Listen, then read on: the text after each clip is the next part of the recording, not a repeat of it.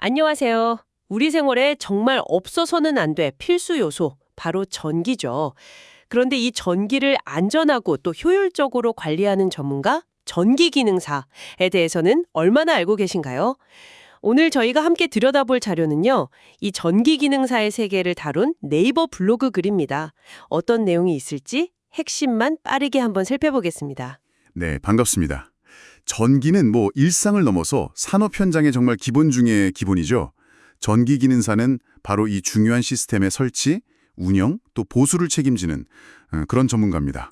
오늘 이 자료 통해서 전기 기능사가 구체적으로 어떤 일을 하는지, 또 왜 그 역할이 점점 더 중요해지는지, 그리고 어떤 지식과 자격을 갖춰야 하는지 명확하게 짚어보겠습니다. 이 분야에 관심이 있으시다면 꼭 필요한 정보들을 간결하게 전달해 드릴게요. 좋습니다.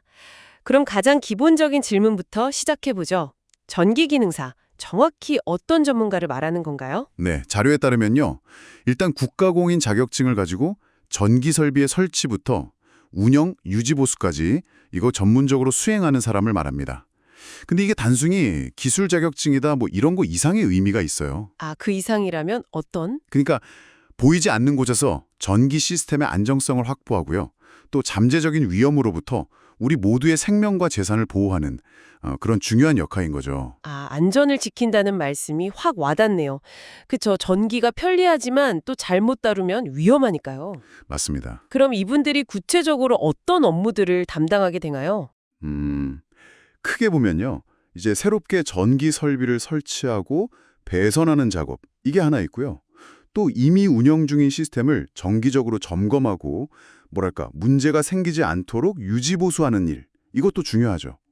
그리고 전기 관련 문제가 딱 발생했을 때 그 원인을 진단하고 해결하는 역할, 이런 것들을 수행합니다. 아, 그렇군요. 활동 범위도 꽤 넓을 것 같은데요? 네, 맞아요. 건설 현장, 공장, 발전소, 통신시설은 물론이고요. 심지어 우리가 매일 이용하는 일반 건물까지 활동 범위가 정말 넓습니다. 설치부터 유지 보수, 문제 해결까지 들어보니까 상당히 전문적인데요. 이런 복잡한 업무를 하려면 어떤 기본적인 지식이 필요할까요? 핵심은 결국 전기를 이해하는 거죠. 이 글에서는 전압, 그러니까 위, 전기를 밀어주는 힘이라고 생각하시면 되고요. 그리고 전류, I, 이건 전기 흐름이죠. 마지막으로 저항, R, 이건 전류 흐름을 방해하는 정도.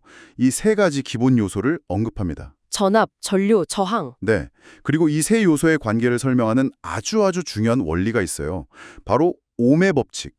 V는 IR, 이걸 강조하고 있습니다. 아, 옴의 법칙. 저도 학창 시절에 들어본 기억이 얼핏 나네요.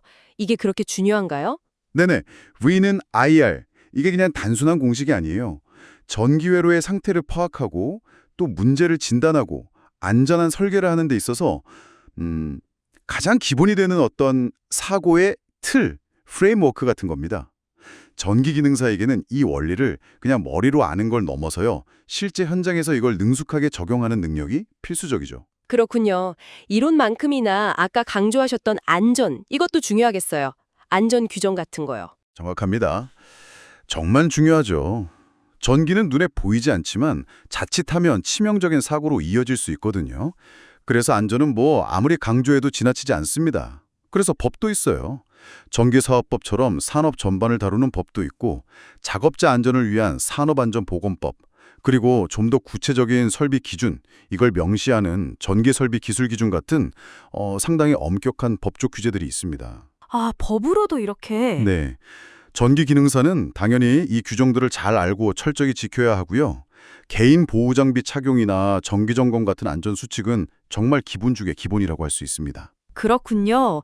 그럼 이런 전문성과 책임감을 갖춘 전기 기능사가 되려면 어떤 과정을 거쳐야 할까요?